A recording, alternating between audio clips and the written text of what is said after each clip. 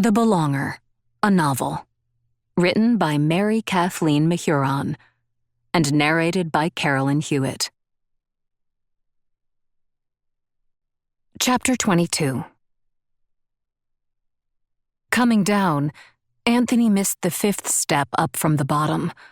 Head over heels he went, tumbling, and hit the landing hard. Holly ran to him. "Are you all right?" He was sitting on the floor, shaking his head. "Wait a minute. I'm seeing stars. Ooh." But he was laughing, so Holly relaxed. She helped him up and, holding him tightly, said the same thing 3 times. "We will get through this. We will get through this. We will get through this." They both had tears streaming down their faces when she pulled away. "Deep breaths," she said. "Deep breaths." Though her heart still raced, she knew they had to act quickly.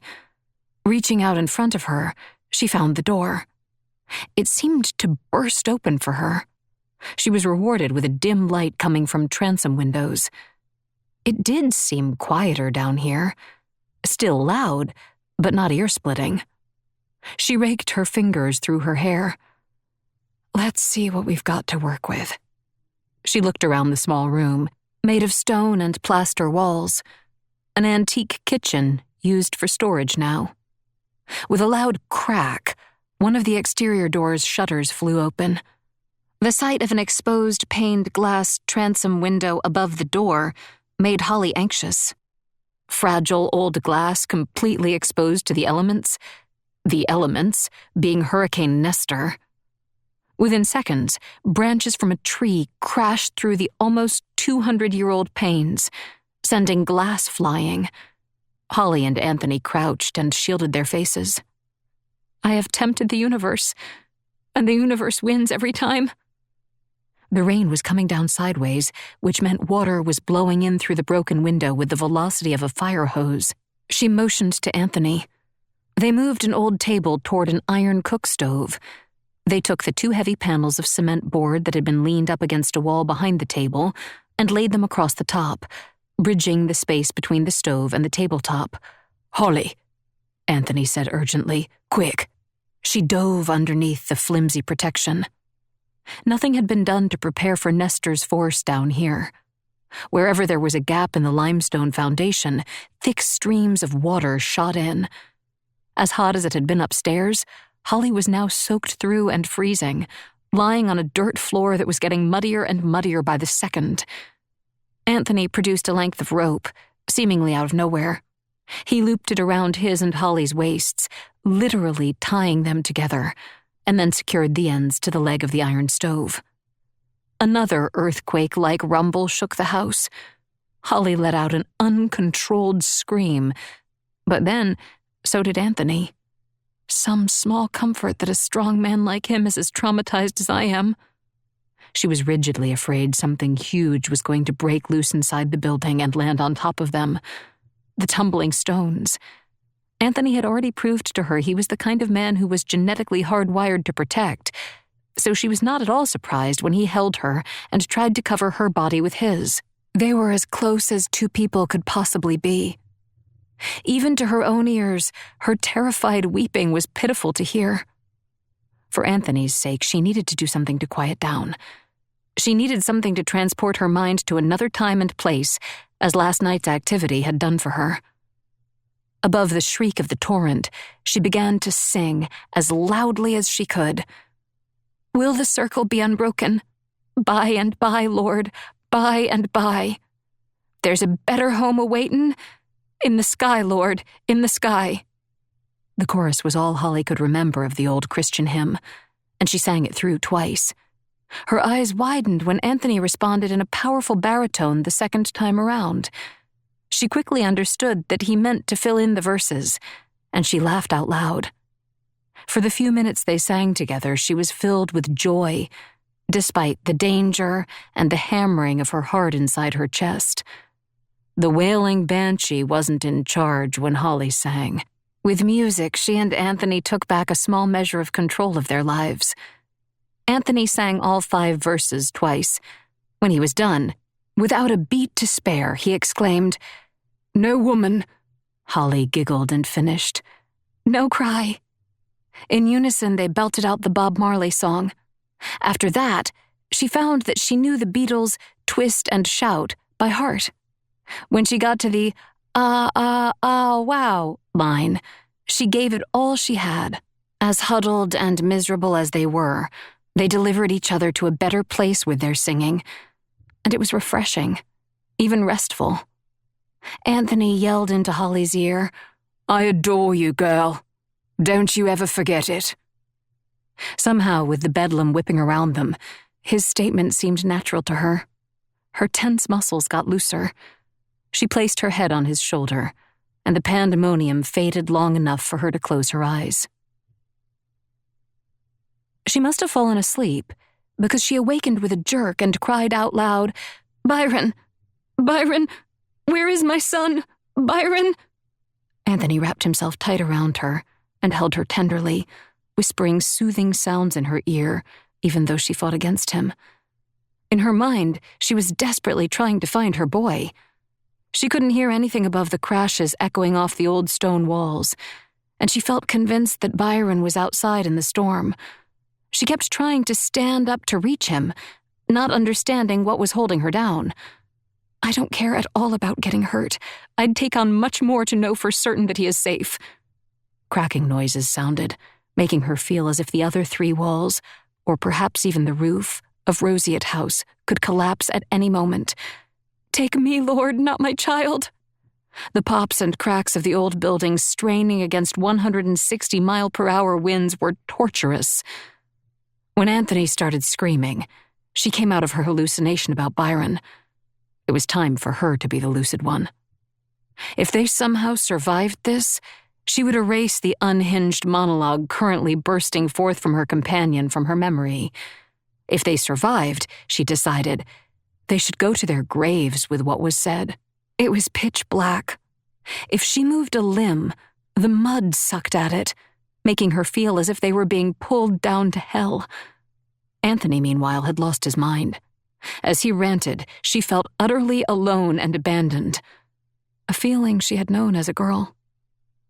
As irritating as the sound of a broken shutter flapping against the house was, the relative quiet when it broke away and left another window exposed was worse.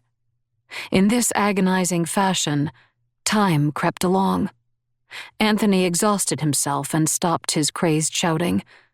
They dozed in and out against the great roar around them, their alternating sobs reduced down to a single word that was repeated over and over again.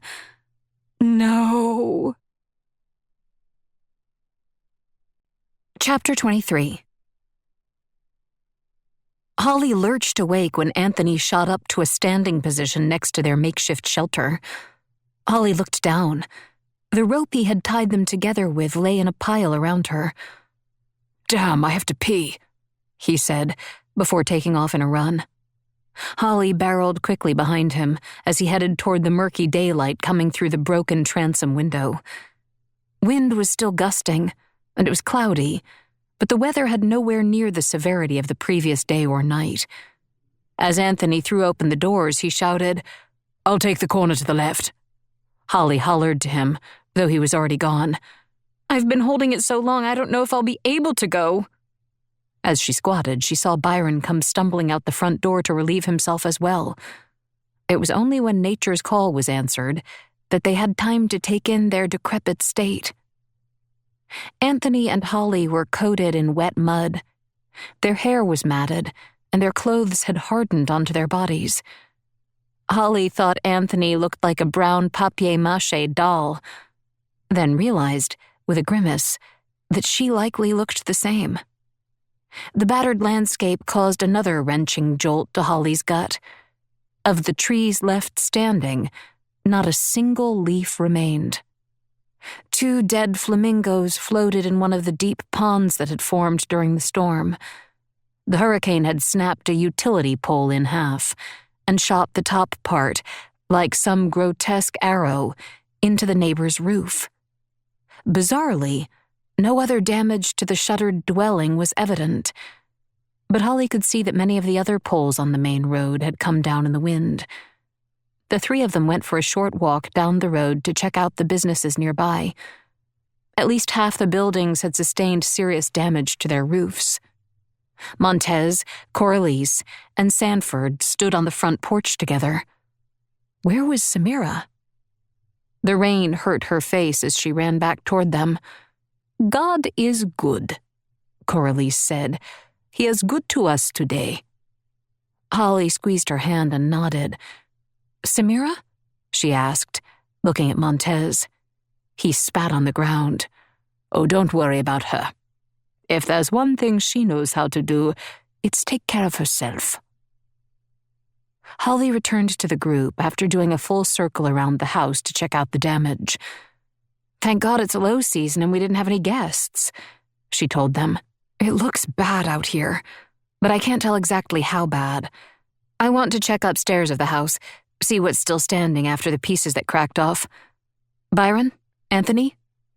The front door opened with the loudest and longest creak Holly had ever heard. It gave her the kind of goosebumps that made her shimmy, trying to shake them off.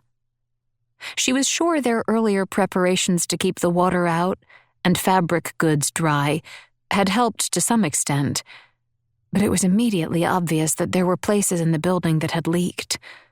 Tabletops and kitchen counters had a layer of standing water on top of them, and everything in the house felt damp to the touch. They stood together, paralyzed. No one seemed to know where to begin. This is overwhelming to the point of depressing. Though her shoulders remained slumped, Holly eventually broke the spell she was under. She found a broom and began to sweep the inch of water on the floors toward the front doorway. Anthony opened it for her, after which he rolled up the sopping Persian carpet in the living room and dragged it outside with Byron's help. The sky was already clearing. It took Holly hours to make any difference at all, but she was obsessed and kept at it. Byron found a second broom, albeit a battered and beaten-up one, down in the Bermuda kitchen. When he came back up, he went to the end of the house opposite from Holly and began sweeping as well. Each time she pushed the bristles along, a little wave swelled and moved toward the open doorway, splashing over the worn middle of the threshold where countless feet had stepped over the centuries. There was no way to know when the sun would fully shine again. But when it does, we are going to drag the mattresses and couches outside to dry. I can't believe the clotheslines survived, but thank goodness they did. We'll hang the sheets and towels out too. Until then, we'll have to be grateful for what we have and make do. The pieces they had seen falling off the exterior wall turned out to be the carved stone rain gutter. They really couldn't see it till they got up onto the roof. Nearly the entire length of it had fallen, but the subroofing underneath it had held. I could never imagine how they set that limestone trough up there to begin with, Anthony said. There's no telling how you're going to repair it. Holly shrugged. Given the power of this storm, how destructive it was, its sheer force, I think Byron and I were lucky. We lost a few shutters and panes of glass as well, but that's about it. While Holly, Anthony, and Byron got the floor as dry as was possible under the circumstances, Coralise and Sanford went to lie down. They looked worse for the wear. She didn't know where Montez had gotten off to. After hours of work, Holly went to look for her personal things. Even damp clothing is better than fabric that's sweat-soaked, muddy, and saturated with rainwater. Her gratitude quickly dissolved when she discovered the kitchen stove wasn't working. The idea of a gas line malfunctioning made her ill. There obviously had been no propane on Grand Turk when the Roseate was built, so when they had installed the new stove, they'd built a small storage cabinet to house a tank against the back wall of the porch. If I survived a massive hurricane, only to be blown up by a propane leak, She let the remainder of that thought go. In a fit of cursing, she rummaged around in drawers for tools, including the white Teflon tape plumbers use. Anthony bounced in, freshly changed. What on earth is the matter? I could hear your shouting all the way on the other side of the house. Do you smell propane? It's going to poison us if it doesn't explode first." Her arms were filled with an array of items, and her breathing was becoming more and more jagged by the second. Anthony leaned toward her and examined the items in her arms. There was a distinct tinge of awe in his voice. "Do you know what you are doing?" Holly glowered at him. I was a single mother for over 20 years. I had to fix and build a great many things. The stove in my first house was left over from the 60s. I installed a new one myself. She snapped her fingers in the air and rushed past Anthony, headed for the tank outside. He followed and appeared uncertain, as if he wasn't sure if he should offer to help or not. In the end, he hovered nearby and watched her stick her head into the damaged storage shed. "The wind shifted the tank around, and it stripped out some of the threads on the connector," she called out to him. "Don't worry, I turned it off. Looks like we've escaped death twice in the last 24 hours. For the hour that followed, she ran back and forth between the kitchen and the tiny shed, cramming herself into uncomfortable spots, clanking and cursing away. For a while, Anthony simply sat back and watched. Holly knew from experience that men hated feeling helpless, but she thought, I don't have time to babysit him right now. Anthony got the hint. As the rain abated, he came up with a different project for himself. He started a burn pile, as well as a second pile of items that would need to be bagged up and dragged off to the dump, if and when the dump reopened. One more crawl out of the shed, and Holly headed toward the stove. She lit a match on a striker box and held it to one of the front gas burners, then slowly turned the knob. The whoosh of ignition made her smile. She danced back and forth singing, I did it, I really, really did it. She plunked a pan down on the stove and started cooking immediately. Both Byron and Anthony suddenly appeared at her side. The simmering aroma of garlic was almost agonizing and set all their stomachs to growling. You two can't stand around here underfoot while I'm trying to cook, she scolded them. I'll come get you when the food's ready. She stirred some red pepper flakes into the sauce she was simmering, just the way Byron likes it. While vegetables sizzled in a pan, she stole away and stabbed a meat thermometer into the pre-cooked pork roast she'd left packed in ice in a small cooler she'd stuck inside the refrigerator before the storm hit. It had stayed cool enough that she was certain it could be safely eaten. That's dinner, she announced to no one in particular. She felt powerful when she cooked, and as Anthony had pointed out when they arrived, there was food here that would spoil if it weren't prepared soon. She quickly surveyed the contents of the two freezers, trying not to let too much of the still cold air escape, and grabbed out the veal she had stockpiled some months back. She decided to make piccata, which she sliced thin and marinated in lemon juice. She would finish the meat by sautéing it with butter, minced garlic, and spices just before everyone sat down. In a wide wooden bowl, she made a huge salad. They'd bought bread from the bakery before Nestor and stored it in the freezer. She cut it into chunks, smeared a dollop of garlic butter on each one, and tossed them into the oven to warm. Anthony was outside on the porch, picking shards of broken glass out of a window frame. As she cooked, she could still hear Byron sweeping. She dried her hands with a dish towel she'd tucked into her waistband as a makeshift apron and went to talk to him.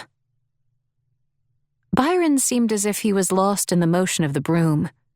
She wondered if it was serving as a sort of mantra, helping him concentrate on quiet meditation. Perhaps it was helping him regain some sense of calm in a world that had so recently been pandemonium. Chaos wasn't healthy.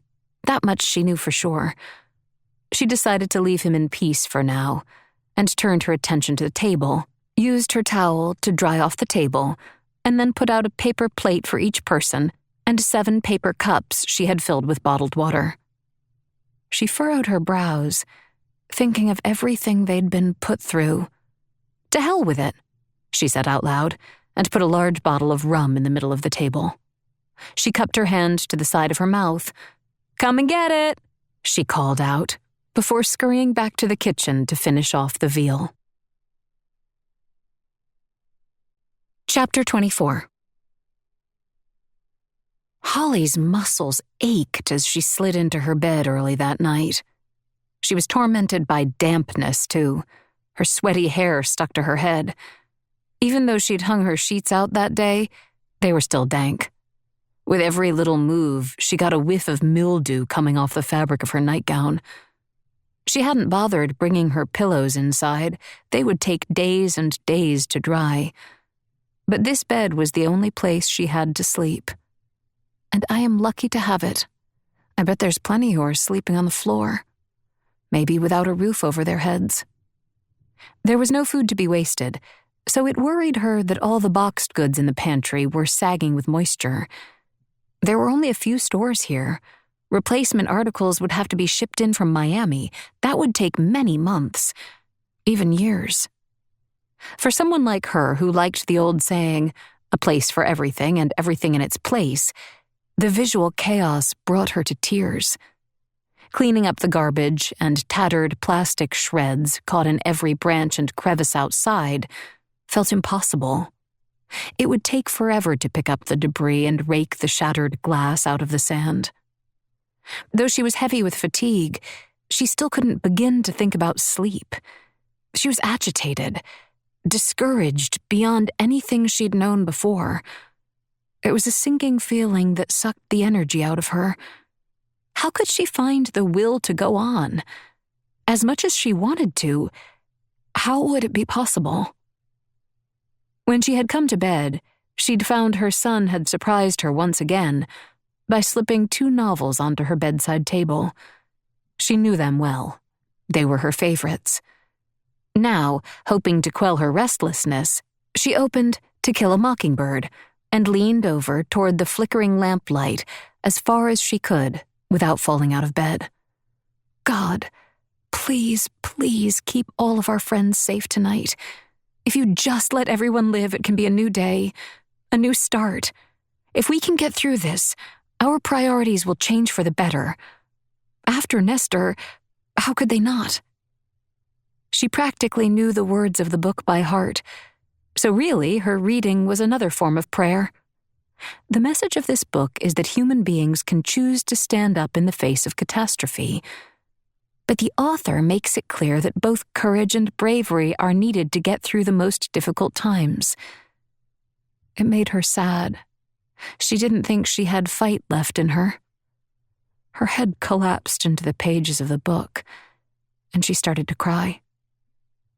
Although she'd left her door open, she had no intention of seeking Anthony out. Having sex with him had been a form of insanity. Perhaps it had been no more than a desperate bonding over the small matter called survival. Maybe the fight over life and death had simply been too intoxicating to resist. If this was not true, if she meant something more to Anthony, she knew he would come to her on his own. A difficult lesson I learned from the years I'd tried to win Montez over. No matter the outcome, Anthony showing up tonight or not, I intend to sleep soundly. Tomorrow will be another hard day. In fact, all I see ahead of me is an unending series of hard days. She remembered a time not long ago when she'd thought about planning a vacation. It made her laugh. A vacation indeed. A light knock on the door jamb caught her attention. "You're a vision, Miss Walker." Anthony smiled appreciatively. "Huh. I don't feel like a vision. I feel hot and sticky." He held 2 glasses full of amber liquid aloft. "I thought you might like a nightcap." Despite the low light, he smiled at her in a way that lit up the room. "Also, since I've been through hurricanes before, I hope you don't mind a piece of advice." "I'll take anything that might make me feel better. I just want to sob. My home, my businesses, my inventory." He handed her a glass. "But you and your son are still alive." He held up one finger. "That is all that matters in the end." Holly nodded, but her eyes skittered away from his. Can it really be that simple? Am I supposed to sing Whistle While You Work and skip down the street collecting the garbage? You will quickly find that we have been incredibly fortunate, he said gently. We're unhurt. We still have some food. Tomorrow you will feel much better, you'll see. He patted her leg. It had a ring of truth to it, and Holly heard it. You're so thoughtful, Lord Bascombe. You may be a lesser one, but I kind of like you. You're growing on me. He took her hand and pulled her up from the bed. Come. He wrapped his arm around her and kissed the top of her head as they walked to the bathroom. It was lit by an oil lamp. 4 5-gallon water bottles sat next to the bathtub. Holly gaped. What's all this? I filled them and had them sitting in the sun all day. Not hot, but warm enough. Get in and I'll pour it over you. We can wash your hair. You'll feel so much better when you're clean. For heaven's sake, I'm so grateful. This guy is full of surprises.